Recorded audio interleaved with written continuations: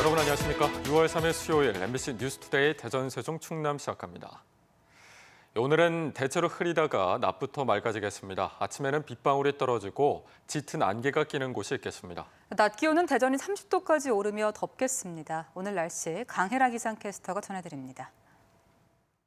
어제는 비가 내리면서 선선했었는데요. 오늘은 다시 더워지겠습니다.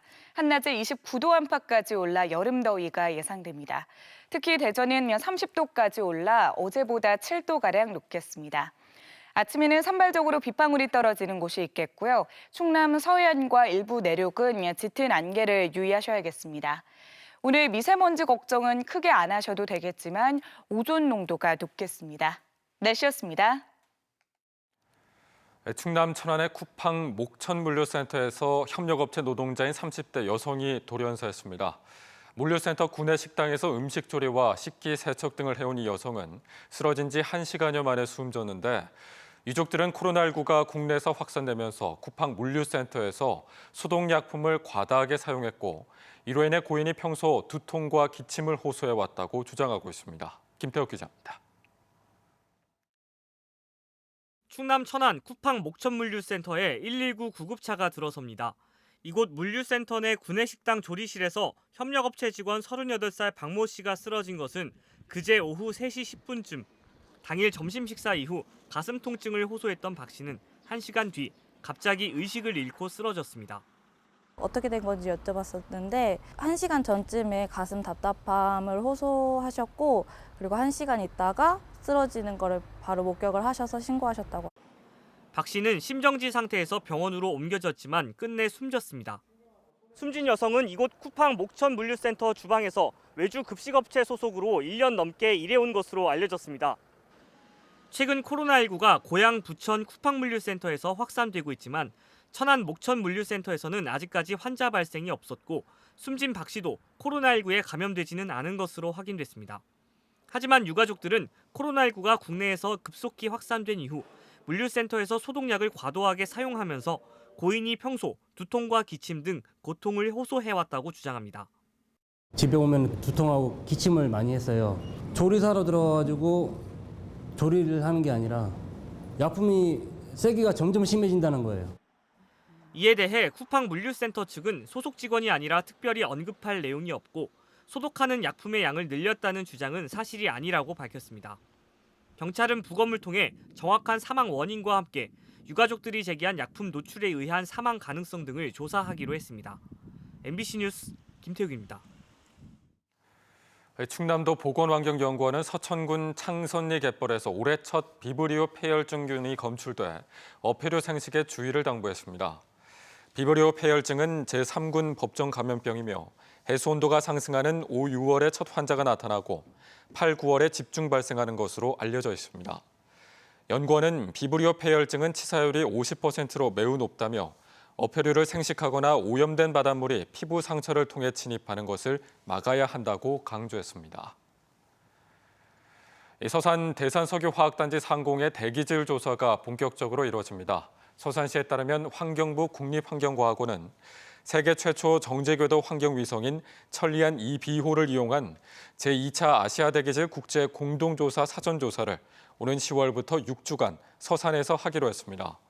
이번 조사에서는 위성의 관측 영상과 지상, 항공 측정과의 비교 분석을 통해 위성 성능을 평가하고 대산석유화학단지와 현대제철, 당진제철소 등 대기오염물질 다량 배출원이 대기질에 미치는 영향도 분석합니다. 충남 천안의 한 아파트에서 9살 남자아이가 여행용 가방에 갇혀 있다 의식을 잃은 채 발견됐습니다. 의붓 어머니가 아들이 거짓말을 한다며 훈계 차원에서 가방에 가둔 건데요. 아이는 아직 의식을 회복하지 못하고 있습니다. 윤능선 기자입니다. 9살 아이는 발견 당시 60cm 높이의 여행용 가방 안에서 심장이 멎은 상태였습니다. 그제 저녁 7시 반쯤 119 구급대원들은 아이를 들것에 실어 황급히 병원으로 이송했지만 아이는 현재까지도 의식을 찾지 못한 채 중환자실에서 산소호흡기에 의지하고 있습니다. 119 신고는 아이의 의붓 어머니가 했습니다. 모친이 신고했고요. 숨을 안 쉰다고 신고를 했네요. 그런데 놀랍게도 어린아이를 비좁은 가방 속에 가둔 것 역시 아이의 43살 어머니였습니다. 아이가 거짓말을 해 훈육 차원에서 가방 속에 집어넣었다는 겁니다. 하지만 3시간 뒤 소리도 없고 움직임이 없어 다시 가방을 열었더니 아이가 의식을 잃은 상태였다고 경찰에 진술했습니다. 더구나 아이의 얼굴 등에선 멍자국 등 학대로 보이는 정황도 추가로 드러났습니다. 피해 아동은 지난달에 머리를 다쳐 병원에서 치료를 받았는데 이때에도 학대 정황이 있어 의붓어머니 등 부부가 함께 경찰 조사까지 받고 검찰의 기소 의견으로 송치될 예정이었던 사실도 확인됐습니다. 눈도 있고요. 팔 같은 데도 있고 이전에 학대가 있었는지에 대해서 같이 보려고 하는 겁니다. 아이의 아버지는 지방으로 출장을 가 있어 집을 비웠던 것으로 조사됐습니다. 당시 집안에는 A군 말고도 2명의 자녀가 더 있었던 것으로 알려졌습니다. 경찰은 성별을 공개하진 않았지만 이들이 각각 15살, 11살로 이 여성의 친자식이라고 설명했습니다. 경찰은 아동학대 혐의로 의붓어머니를 상대로 구속영장을 신청하는 한편 사건 당시 함께 있었던 10대 자녀 2명이 학대를 방조했는지 등도 조사하고 있습니다. MBC 뉴스 윤웅성입니다. 대전시는 오는 6일 현충일을 맞아 참배객을 위한 특별 교통대책을 운영합니다. 시는 우선 현충원 방향으로 노은주유소 내거리에서 노은터널을 거쳐 대전 현충원까지 2.5km 구간에 버스 전용 차로제를 운영해 셔틀버스와 중대형 버스, 행사와 긴급 차량 운행을 돕습니다. 또 월드컵 경기장과 노은동 농수산물 도매시장 등 6천여 면의 주차 공간을 마련하고 현충원과 임시 주차장 간 셔틀버스 25대를 운행하며 도시철도 현충원역 앞을 경유하는 시내버스 7개 노선은 극심한 정체를 피해 우회 운행합니다. 코로나19로 인한 정부 세수 부족으로 정부 출연 연구기관이 제때 지급받지 못한 정부 출연금이 3천억 원을 넘는 것으로 확인됐습니다. 국가과학기술연구회는 과학 분야 출연연 25곳이 지난 5월까지 전체 출연금의 약 30%가량인 3,500억 원을 지급받지 못했다고 밝혔습니다. 연구회는 출연금 비중이 높은 작은 기관들이 더 큰 영향을 받고 있다면서도 인건비가 아닌 시설비나 국제회의 명목으로 연구 활동에 큰 지장이 있는 것은 아니라고 설명했습니다. 코로나19 확산 방지를 위해서 이제 클럽이나 노래방 등 사람이 많이 모이는 곳은 본인 인증을 통한 QR코드를 찍어야 들어갈 수 있습니다. 오는 10일부터 전국 고위험 시설에 이 같은 QR코드 인증이 의무화되는데 대전에서 먼저 시범 운영을 시작했습니다. 문은선 기자가 보도합니다. 스마트폰에서 본인 인증을 하면 일회용 QR코드가 발급됩니다. QR코드를 단말기에 인식시킨 뒤 노래방에 들어갑니다. 이태원 클럽발 코로나19처럼 집단 감염 사태를 막기 위해 대전 지역 클럽과 노래방, 영화관 등 14곳에서 QR코드를 활용한 전자 출입 명부 시스템이 시범 운영되기 시작했습니다. 아무래도 이제 불편하지만은 이제 코로나 때문에 그걸 이제 감사하고 좀 그래도 안 하는 것보다도 편하게 하죠. 오는 10일부터는 전국 모든 고위험군 시설에서 QR코드를 찍어야 들어갈 수 있습니다. 손으로 작성하는 유흥시설 출입자 명단은 정보가 정확하지 않아 감염이 발생했을 때 역학조사에 어려움이 있어 QR코드를 통한 본인 인증 방식을 도입한 겁니다. 휴대폰에서 익숙하니까 더 편하기도 한데 어르신이나 그런 분들의 입장에서는 여기에서도 조금 오래 걸리실 것 같아요. 수집된 이름과 연락처 등 개인정보는 4주 뒤 자동 파기됩니다. 하지만 포털에 회원 가입을 해야 하는 번거로움에 더해 개인정보 수집과 사생활 침해 논란은 여전히 남습니다. 수도권을 중심으로 경로를 알 수 없는 확진 환자가 잇따르면서 코로나19 위험시설에 대해 집합 제한 조치도 내려졌습니다. 유흥주점과 감성주점, 콜라텍, 노래연습장, 실내 운동시설 등 정부가 정한 위험시설 8곳이 대상이고 대전시는 여기에 소주방이나 호프 등 유사 감성주점도 추가했습니다. 집합 금지와 달리 영업을 할 수는 있지만 마스크 착용 등 방역 수칙을 반드시 지켜야 하고 이를 어길 경우 손님이나 업주에게 300만 원 이하의 벌금이 부과되고 집합 금지 조치를 내릴 수 있습니다. MBC 뉴스 문은선입니다. 세종시 교육청이 감염병 위기 경보가 경계나 심각으로 높아지면 교외 체험학습을 34일까지 확대한다고 밝혔습니다. 교육청은 감염병 위기 경보가 경계나 심각이면 공휴일과 토요일, 재량 휴업일을 제외한 학교장 교외 체험학습을 수업 일수의 20%인 34일로 확대하며 경보가 주의 이하로 낮춰지면 기존처럼 14일만 가능하다고 설명했습니다.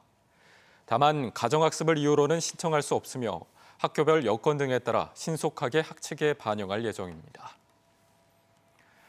우리나라 기부문화의 효신 김밥 할머니 정심화 여사와의 특별한 인연으로 충남대에 전 재산을 기부한 성옥심 여사가 93세의 일기로 별세했습니다. 성 여사는 2015년 충남대의 전 재산인 당시 4억 원 상당의 아파트를 기부했는데 이는 1990년 충남대에 거액을 기부한 김밥 할머니 정심화 여사와의 인연 때문으로 알려져 있습니다. 충남대는 영상을 제작해 성 여사의 기부 정신을 널리 알리고 성옥심 장학금도 수여할 계획입니다. 요즘처럼 기온이 오르면 해충의 번식 속도도 빨라지면서 농작물 피해가 우려되는데요. 해충을 잡아먹는 이른바 천적을 활용하면 농약을 안 쳐도 되고 특히 친환경 약재보다는 효과가 더 뛰어나 최근 각광을 받고 있습니다. 김윤미 기자의 보도입니다. 피망을 재배하는 천안의 한 시설 농가. 요즘처럼 한낮 기온이 25도 안팎까지 오르면 진딧물의 번식 속도가 눈에 띄게 빨라지는데 이곳에선 진딧물을 찾아보기가 어렵습니다. 수백 마리의 진딧물에 알을 낳아 죽이는 천적 곤충, 진딧벌을 풀어놓았기 때문입니다. 오이에 바이러스를 옮기는 총체벌레는 해충의 알부터 성충까지 잡아먹는 먹성 좋은 담배장님 노린재를 활용해 걱정을 덜었습니다. 살충제 대신 천적으로 해충을 방제하는 천적 농법입니다. 천적은 잘 관리만 하면은 이 해충을 거의 100% 잡을 수가 있거든요. 노동력이 절감되고 그리고 이 농산물도 맛도 좋아지고. 과체류 농가에 큰 피해를 주는 대표적인 해충인 진딧물은 콜레마니 진디버리. 총체벌레와 가루이도 미끌애꽃 노린재나 담배장님 노린재의 방제 효과가 탁월합니다. 친환경 약재는 약을 쓴 흔적이 남거나 숨구멍을 막아 채소가 크지 않아 상품성이 다소 떨어지는 게 한계로 지적되는데 천적 농법은 비용은 다소 비싸지만 해충만 골라 죽이는 효과가 뛰어나 천안 지역 천적 활용 농가는 3년 전에 비해 8배 이상 급증했습니다. 또 학교 급식에 참여한 농가들이 되게 많기 때문에 이 사업의 효과를 그분들한테 알려줘서 이제 많은 농가들이 참여할 수 있게 할 것이고 해마다 각종 병해충과 사투를 벌여야 하는 농민들에게 농약 노출은 줄이고 농산물의 품질과 안전성을 높여주는 천적 농법이 주목받고 있습니다. MBC 뉴스 김유미입니다. 충남의 면적이 16.3제곱킬로미터, 내포 신도시의 1.6배에 달하는 규모가 늘어 개별 공시지가로 환산하면 4,467억 원의 가치가 상승했습니다. 충남도에 따르면 보령과 홍성 홍보지구 등 신규 등록과 서산 일반산업단지 조성을 위한 공유수면 매립 등으로 면적이 늘었습니다. 도내에서 토지 면적이 가장 넓은 곳은 공주시로 충남 총 면적의 10.5%를 차지했고 서산과 당진이 뒤를 이었으며 계룡시가 가장 작았습니다. 또 충남 서북부의 도시화와 산업화로 임야와 농경지는 줄어든 반면 공장용지와 도로 등 산업용지는 증가했습니다. 충남도가 그린카드 소지자들에게 서천 국립생태원 등 국립공원 5곳과 자연휴양림 등 도내 48개 공공시설을 이용할 경우 5%에서 최대 100%까지 할인해준다고 밝혔습니다. 또 그린카드로 에코머니 제휴매장에서 친환경 마크나 저탄소 마크 상품을 구입하면 최대 24%의 포인트가 적립되고 대중교통 이용 시에도 10에서 20%가 적립됩니다. 친환경 소비나 대중교통 이용 등 온실가스 배출 저감을 실천하면 경제적 혜택을 주는 그린카드는 신용카드나 체크카드 등으로 농협이나 시중은행 등에서 발급받을 수 있습니다. LH대전 충남본부는 국제과학 비즈니스 벨트 거점지구인 대전 신동 둥곡지구 내 상업과 근린생활, 주차장 용지 등 31필지를 경쟁 입찰 방식으로 공급한다고 밝혔습니다. 공급 예정 가격은 용지에 따라 6억 8,500만 원에서 49억 8천만 원까지며 입찰은 오는 16일에서 17일 LH 청약센터에서 진행됩니다. 과학벨트 거점지구는 기초과학연구원과 카이스트 등 대덕특구의 우수 연구 성과를 과학벨트 기능지구인 세종과 천안, 청주로 연계하기 위한 과학 기반 산업 지구입니다. 야산시가 이달 한 달간 아상사랑 상품권 162억 원어치를 10% 특별 할인에 추가 발행합니다. 코로나19로 침체된 지역 경제 활성화를 위한 이번 추가 발행은 종이 상품권 42억 원, 모바일 상품권 120억 원 규모며 상품권 구매 한도는 매달 개인은 종이와 모바일 상품권을 합해 70만 원, 법인은 종이 상품권 500만 원까지입니다. 한국조선 3사가 23조 원이 넘는 카타르 LNG 운반선 수주를 한 소식이 전해진 가운데 대전의 한 바이오 기업이 코로나19 관련 긴급 수출로 이번 수주에 가교 역할을 한 사실이 알려졌습니다. 대전 바이오 기업인 바이오니아는 지난 3월 카타르 국영 석유회사 사드 세리다 알카비 회장의 긴급 요청을 받고 코로나19 진단 장비와 진단 키트 등 50억 원어치를 패스트 트랙으로 수출하고 현재 직원을 파견해 교육까지 진행했습니다. 업계에서는 에너지부 장관이기도 한 알카비 회장이 LNG 운반선 수주에 영향력이 있는 것으로 알려진 만큼 장비 긴급 지원이 초대형 프로젝트 수주에 좋은 영향을 준 것으로 보고 있습니다. 지난해 연구 부정행위 의혹에 대한 신고 건수가 급증한 것으로 나타났습니다. 한국연구재단이 최근 펴낸 2019 대학 연구윤리 활동 실태 조사 결과 보고서에 따르면 최근 5년 동안 전국 대학에서 접수된 연구 부정행위 의혹 판정 사건 544건 가운데 절반에 가까운 243건이 지난해 접수됐습니다. 연구 부정행위 의혹 사건 유형은 논문에 대한 기여도가 없음에도 저자로 표시된 부당저자 표시 의혹이 210건으로 가장 많았고 표절 의혹이 174건으로 뒤를 이었습니다. 지난 3월 훔친 렌터카를 타고 대전에서 경찰 추적을 피해 달아나다 새내기 대학생을 치어 숨지게 한 촉법 소년 7명이 법원으로부터 최대 2년의 장기 소년원 송치 처분을 받았습니다. 이번 사건 가담자 가운데 2명은 소년 보호 처분 중 가장 엄한 장기 소년원 송치 2년을, 그 밖에 5명은 장기 보호 관찰 2년이나 6개월 시설 위탁 처분을 받았으며 승용차를 직접 운전한 이모군은 추가 범죄가 드러나 심리가 진행되고 있습니다.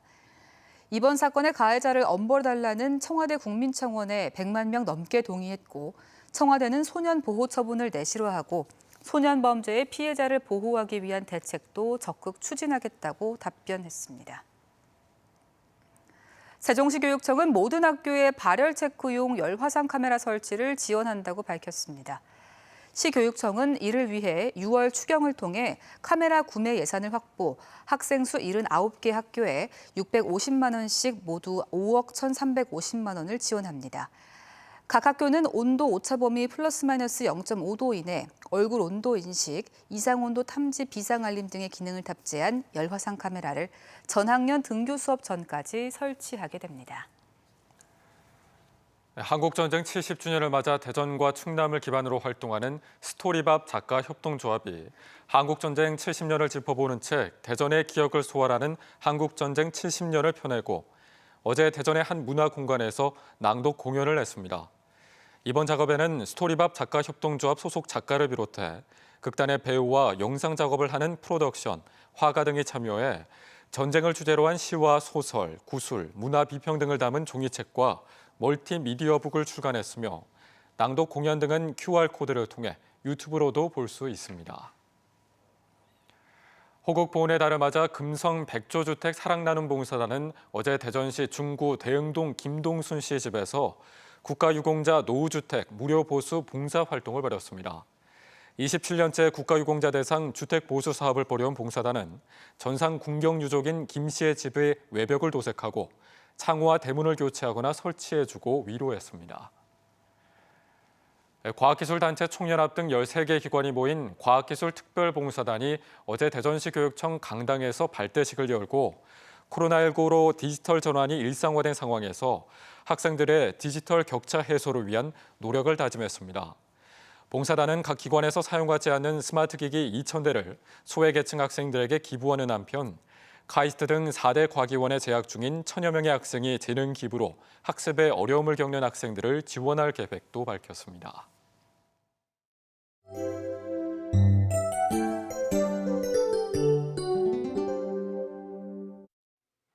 어제는 비가 내리면서 선선했는데요. 오늘부터는 다시 더워지겠습니다. 한낮에 29도 안팎까지 올라 여름 더위가 예상됩니다. 특히 대전은 30도까지 올라 어제보다 7도가량 높겠습니다. 아침에는 산발적으로 빗방울이 떨어지는 곳이 있겠고요. 충남 서해안과 일부 내륙은 짙은 안개를 유의하셔야겠습니다. 오늘 미세먼지 걱정은 크게 안 하셔도 되겠지만 오존 농도가 높겠습니다. 위성 영상입니다. 오늘은 서해상에 위치한 고기압의 영향을 받겠습니다. 대체로 흐리다가 낮부터 차차 맑아지겠습니다. 지역별 날씨입니다. 아침 기온과 낮 기온 모두 어제보다 높겠습니다. 아침에 천안 18도, 대전 19도, 금산 18도가 되겠고요. 한낮에 천안 28도, 세종 29도, 대전 30도로 덥겠습니다. 충남 서해안은 25도 안팎으로 예상됩니다. 파도는 전해상에서 낮게 일겠고 바람도 약하게 불겠습니다. 주간 날씨입니다. 당분간 대체로 맑은 날씨가 이어지면서 낮 기온이 30도를 넘나드는 여름 더위가 계속되겠습니다. 날씨였습니다. 이상으로 MBC 뉴스투데이 대전, 세종, 충남을 마칩니다. 내일 다시 뵙겠습니다. 고맙습니다.